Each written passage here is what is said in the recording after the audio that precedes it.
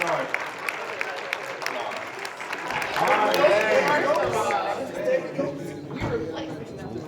Super conscious, they analyze every word. Man, I'm tired. I mean,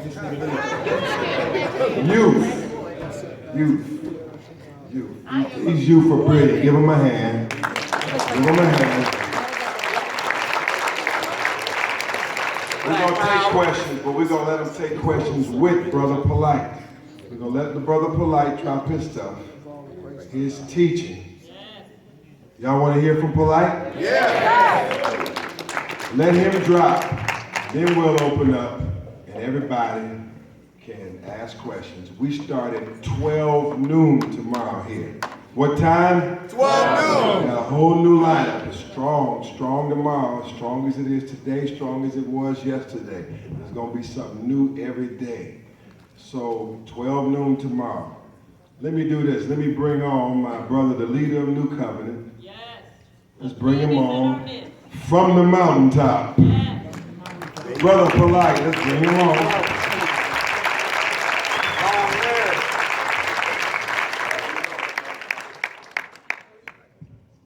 One love. How's everybody doing? Good. This is great. That looks so beautiful.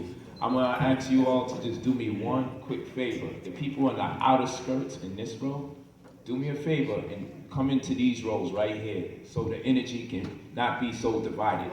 I want to be able to just look directly at everybody. I like to make eye contact. I'm going to ask y'all in this row, do me a favor, come close to your family. I want y'all right next to each other. You know? Black people still getting on back of the bus. Separate ourselves from each other. We need to be together. See, the church, they got this part figured out. I know we always criticize the church, but there are things that we can learn from the church. They got something we've been missing. We've been reading so much books about consciousness, about nationality, about Moorish history, about Kemetic science, about Al-Islam. We've been reading so much that we have lost sight of something that helps us to congeal or to heal together. And that is the spirit of our community. The church speaks a lot about the spirit of the community. Like it or not. We oftentimes say, man, what the heck is bringing these people together? We feel we got all this knowledge of history, and absolutely true. I agree with you. I'm one of them people. I knock the church quite a bit. I'm one of them. But knocking the church, there's a way to do it. There's a way to knock this church. There's a way to knock all the other churches. But we gotta always remember to respect each other. We have to respect each other. And the church has a lot to offer to our people, believe it or not. Namely the venue that we in right now. So this church is off my hit list. This church is off my hit list. People say, I don't know how this is gonna work with Brother Polight in the church. It's gonna work. They've opened their doors for revolutionary acts. So this is neither the time, date, or place for us to condemn the church. We're gonna get the ones down the block though. This church has immunity right now. I will never say nothing. If I ever condemn anything pertaining to their teachings, I'll say with the exception of Second Ebenezer Baptist Church. Because they are setting an example.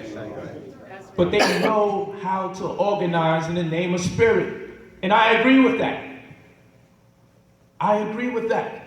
They do things that empower the people. Faith is a very strong thing.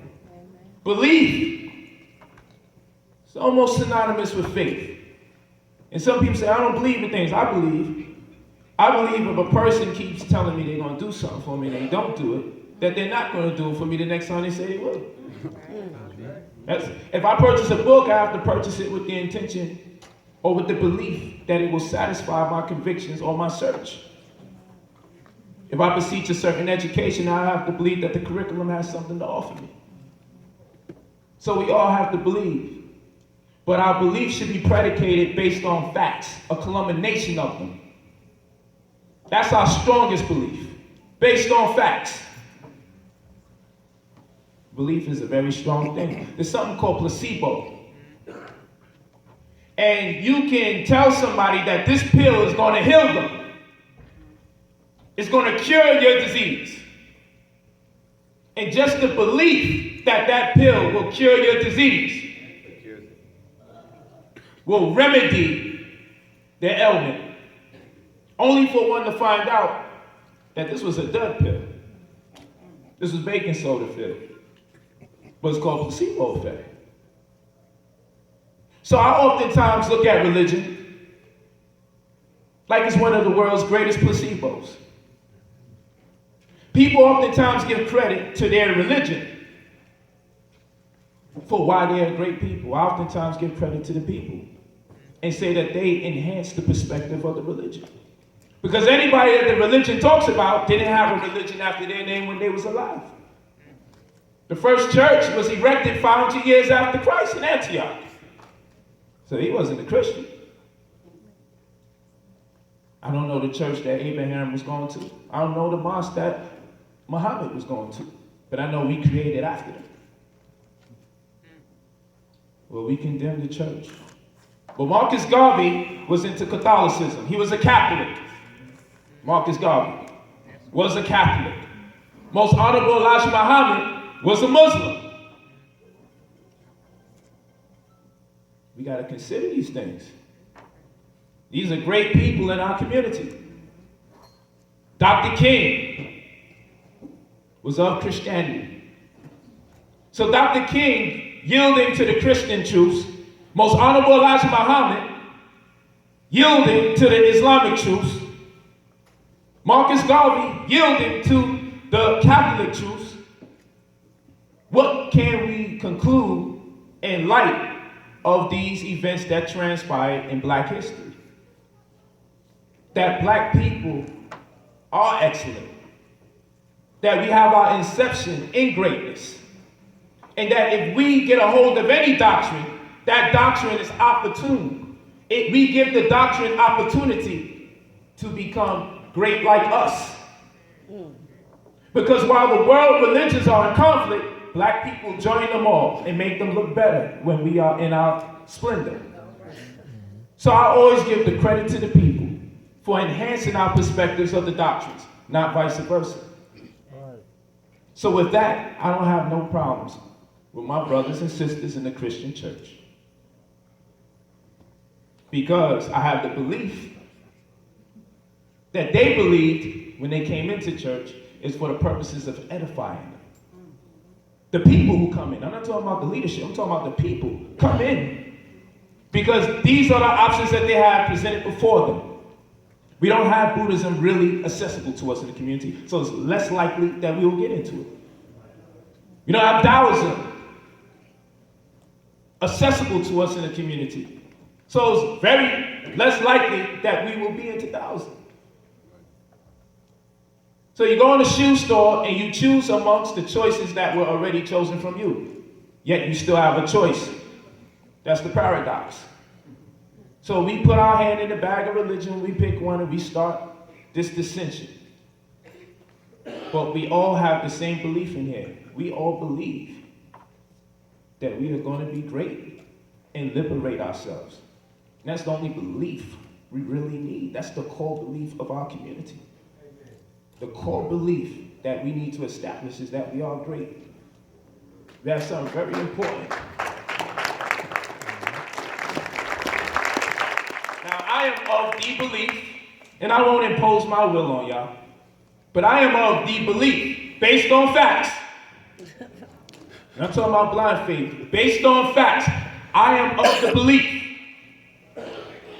that the Black woman is God. I bear witness to this every single day of my life. Yeah, you can climb it up. Don't be insecure. This Black woman is God. Flat out. Jesus had to be born by somebody. Amen. She was Black. The Black woman is God.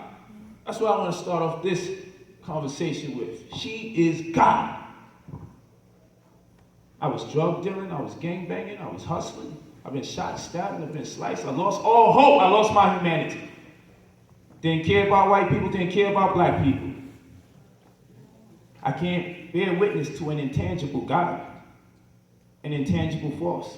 Believe it exists, something exists beyond us, of course, I agree with that. But what I can bear witness to is when I came home from prison that last time around, my black woman, with that word processor neck. You ever had a word processor and you type in and it goes to the other side and you have to smack it to the side? That's how her neck moved whenever she angry. She permed hair, she had her hair did, her nails did, and the word processor neck. Stressing me out every day, but visiting me as much as she can in prison. And I was so happy when I first went to prison, I felt like I accomplished something. Because the first time I went in and I came out alive, I felt I got my stripes. Then I went into prison for something more intense, for murder. And no one told me, when I get visits, I have to strip naked, open my legs and cough, to the satisfaction of the perverted white man in their fear that we may be hiding something in their prison. I had to do this every day before my wife visited me. And the first time I got a hug from my daughter, I was in prison. I was in Rikers Island. My daughter, my aunt, Hotel Batumre. And I promised my wife, if I ever come home, I'm going to think long and hard before I make decisions that could separate me from my family. And when I came home from prison, she said, I don't want you to sell a drug again. I went back on the block. You know how we are. We in prison. You know, we find us a belief system. We rocking out hard. Come home. Either we drop the belief system or we integrate it with the drug deal. But either way, we convince ourselves into our debauchery. We become self-nourished and self-deceptive. So my wife says, my ghetto wife at that time, she says to me, baby, I can't compensate for the amount of money that you feel you will lose. But you have something more valuable than that called your life. And though you don't appraise your life, I highly appraise it, and I believe that there's something inside of you that one day, if we keep you alive long enough, you'll be confronted with it, and you will go on your path. This is what my ghetto wife said. So I said, man, what have you been reading and studying since I've been in prison? Who faith are you of? She's like, I ain't down with no church or nothing. I'm like, baby, that's deep. That's about the deepest thing I ever heard you say. So she said, she does her neck thing. I don't know, you talk about, I'll always be deep, right? So I said, so what do you suppose? What do you propose? Well, while I was in prison, I decided I was going to get 2 jobs. And I'm going to give you a whole check of mine. One for you, and the other check for me. And if you need more, I will give you some of my second check.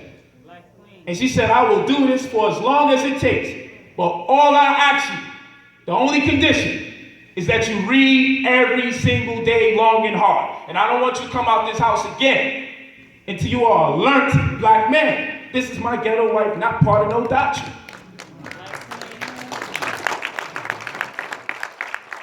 And I didn't understand why she would make such a sacrifice. Seeing how she comes from a line of women who testify that the men have cheated on them, who testify that the men have abused them, who testify that the men have molested them, who testify that the men have done it to their friends, and to their aunts, and to their mothers.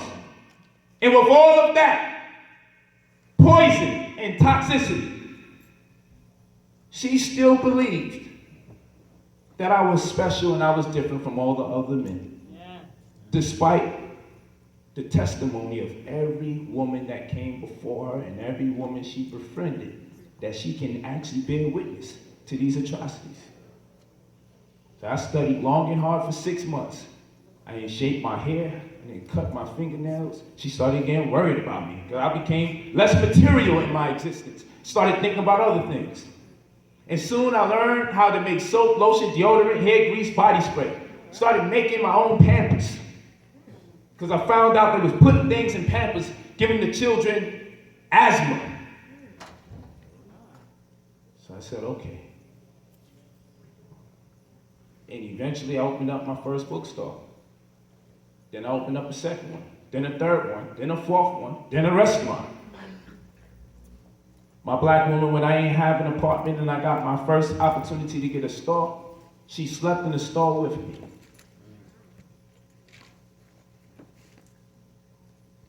I became polygynous in a de facto sense, working in harmony with several other females. I ain't have no furniture in the house. I said, baby, it's okay, we're gonna live below our means. Their mamas come over. They said, Brother Polight said, there's no sense in getting a beautiful flat screen if we live in the projects. What's the glory in that? We should use that money for the new home that we envision ourselves to be in. They said, you are living in a cult. That brother throwing G at you. We sleeping in sleeping bags in the projects. Because all our money was going into new computers, button machines, and shirt machines. My own newspaper. And I worked my way to where I'm at today. Very, very, very successful. But I would not be here today if not for my wife that I've been with since 13 years old, since she was 12 years old, and now we've been together for 18 years. My wife, Ebenezer, Central Kingdom.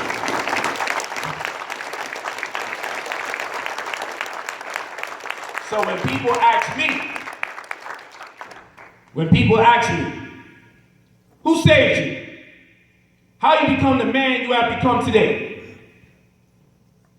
I say the black woman saved my life. And she can save your life too. You see, when people feel like they got saved by Jesus, they evangelize, they propagate, they go door to door and they go knocking. So I wrote a book called Was Jesus Breastfed?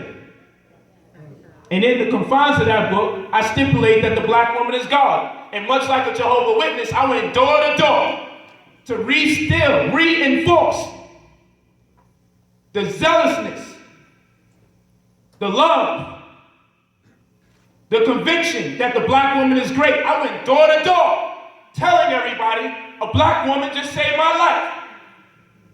Not that same woman that got me on child support. Come on, homie. I said, the black woman saved my life, she saved yours too. Said, no. Not shorty that got me locked up for domestic violence, and she didn't even have a bruise on her body. I said, yeah, that black woman. The black woman is gone, she's stripping, she's twerking. How much of those women twerking do you think got a real man? How many of them you think are married happily? Think about it. So, should we condemn the black woman because she's single, or should we talk to the brothers about how to communicate with women? If women don't have a man and they going out there stripping, and we know it's a higher probability she won't strip if she has a man that loves her, should we not teach the brothers humility and whatever we need to teach her in order that she can faithfully can commit to her black man? I believe there's something wrong with the way we raise our children and it's transgenerational behavior stemming from slavery. See, much like how the white man will pull up in front of the black house and the black woman will come out and prostitute herself with this white man, exchange sexual favors for pennies because she had to feed her family and slavery wages were little to none. So he will pull up and honk his horn, hence the term honky. So the honky will come, she will prostitute herself so she could feed her family because she didn't want to die, impoverished, to watch her children die as an end result of her own poverty. This was not practiced for 1 year. This was not practiced for 10 years. This was not practiced for 100, 200, or even 300. So when a black woman today is called epigenetics, this means that information gets dumped into our DNA and passed on from one generation to the next. And upon circumstance or stimulus of a similar event, experience, or emotion, the response will be reminiscent to that of your ancestors. It's called epigenetics. You can inherit trauma and respond to it in similar fashion. So when black women today feel at loss, impoverished, no resort, no way out, and she then does things to prostitute herself, or things that compromises her moral integrity as a woman in exchange of money. This is learned behavior. This is not who the black woman was when she was born. It's embedded into her psychology and dumped into her DNA. If we don't start changing the circumstances or educating about the effects of the circumstances, she will in turn prostitute herself in fear that she may be impoverished.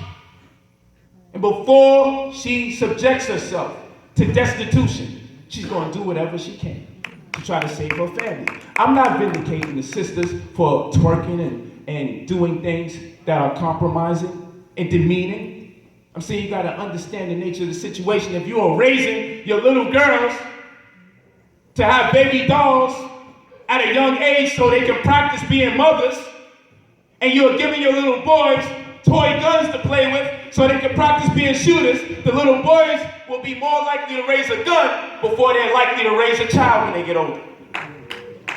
It's just psychology. Because you don't want your son playing with little dolls in fear that he may become a homosexual. You made the strongest act of manhood synonymous with homosexuality.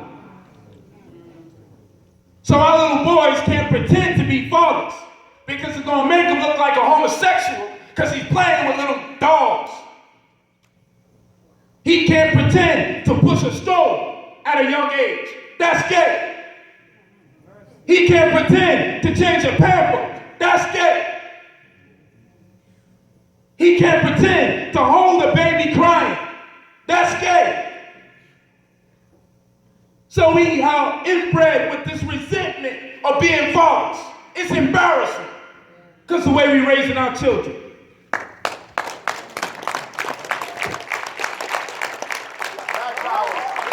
Black power? Black power? Black power? Black woman is God. God. Black woman is God. She saved my life. Who am I supposed to tell someone? I can't identify with Prophet Muhammad. I can't. Some do. They read the story, believe it's true, and feel it saved their life. I didn't. Some read the story about Jesus, feel it's true. They say it says it saved their life. I didn't. That black woman saved mine. Why should I throw her under the bus and exchange her for a white or black incorporeal rendition of the same? The physical black woman saved my life. She motivates me and she inspires me to come home. Black power. When I come home to my wives, black power, brother. When I come home to the women of my household, they love a revolutionary. Say how much you love a revolutionary. Open up that book, baby. I open up the book, she showed me some leg. So what if I read 2 pages? She showed me a little more leg. I'm gonna read the whole book. I'm gonna read another book. And I'm gonna read as much as books as I have to, so you can keep me motivated. They don't say, oh man, so you're only reading, so you got sex with your wife? It's part of the perks. And those of you that may feel uncomfortable about that, understand this. If the woman wants a drug dealer, the community is bound to be filled with drug dealers. If the woman wants a trap rapper talking about the fratricidal law that we should engage in amongst each other, then the men are going to turn into trappers and drug dealers in the community. The black woman is God. When she goes to the club, it is free. We got to pay. If we go to a club where we ain't got to pay, it is a homosexual club. Make no mistake about it. That black woman is God. She walk around here and do what she wants. when she want, how she want to do it. And men are jealous of women because of their social stance and disposition. I know it's hard, but you gotta understand the terms and the circumstances. I'm not saying all these black women are in their right mind, no more than I believe the black men are in their right mind. Right.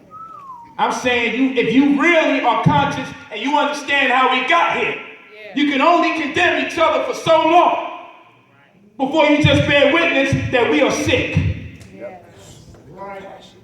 So we gotta stop this. Oh, she's stripping. Oh, she got some child support. Understand the conditions is where the healing takes place.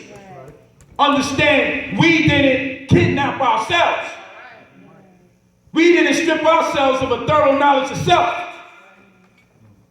We didn't take away our native tongue.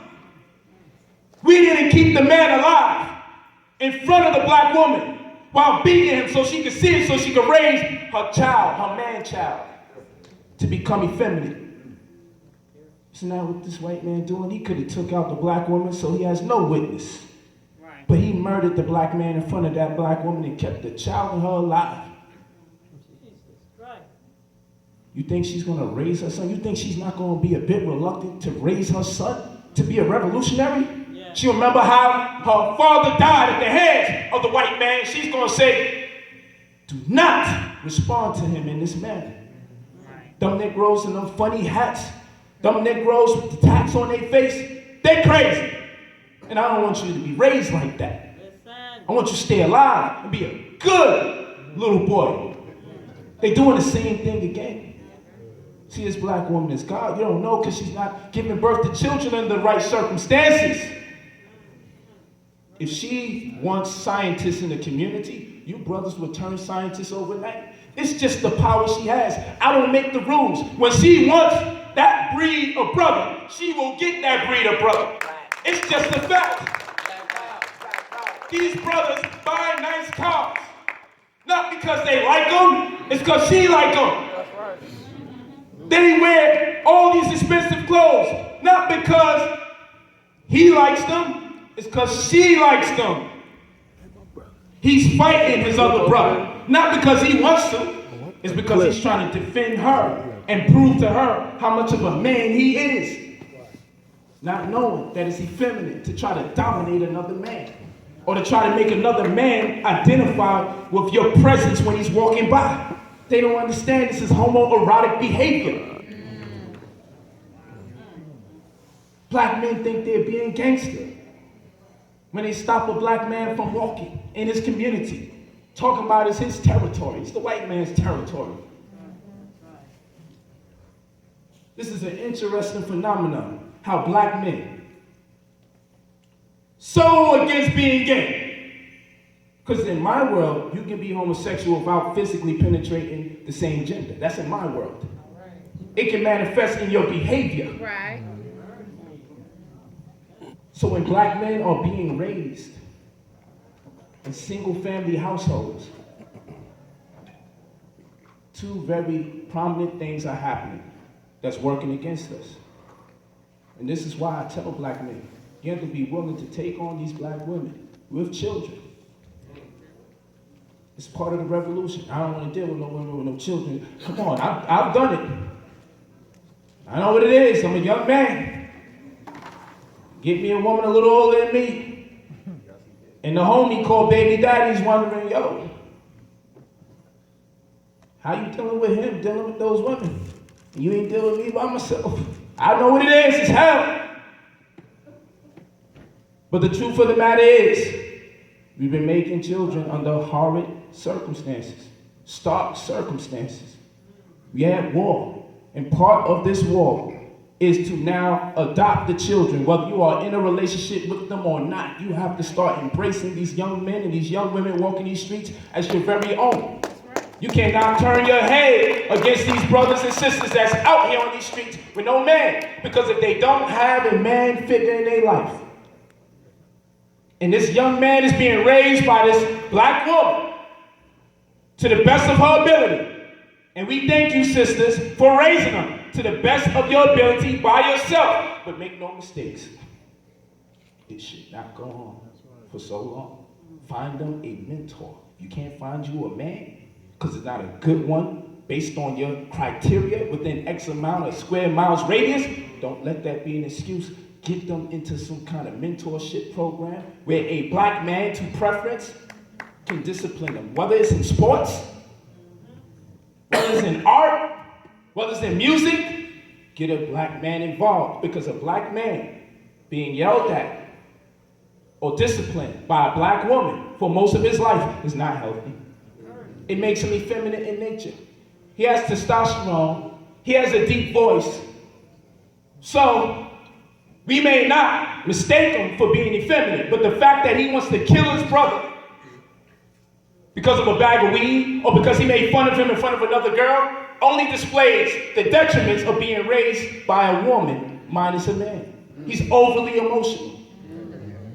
Now, emotion is great the way it is in black women, because it's a black woman's emotion. So I don't want you to think, oh, something's wrong with black women because they're emotional. No. Black women being emotional is fine with me. But black men being black woman emotional is not fine with me.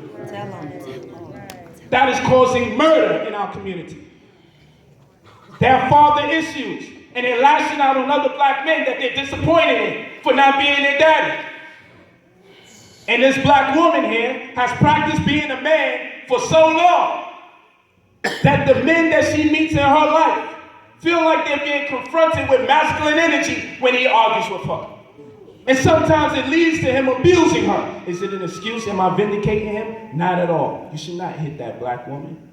But I'm telling you, uneducated black men that need healing, that were not raised with a man in their house for years, when they get in a relationship with a black woman who's been raising little boys or little girls, pretending to be father sometimes and being mother all the time, and then having to be father most of the time, she cannot shake playing the role of a man if she's been playing the role of a man for all those years as a single mother. So she's going to be more masculine than any man wants her to be, because this is not an act. This is a behavior. She has to be daddy when daddy's not there all those years. She has to get into the daddy psyche. Right. She has to get into a male psyche. Her performance has to be no lesser than Denzel when she's performing the role of dad in the house, in order to be convincing, in order to raise her child successfully. But the adverse effect to that is that when she gets into a relationship with a black man, she's going to behave like a man on too many instances. There's nothing wrong with this black woman. It's the circumstances that she is subject to. It's what she has been vulnerable to. This is the pain that we deal with in our community. We got to understand it so we don't lash out and hit her. She got to understand us, that with all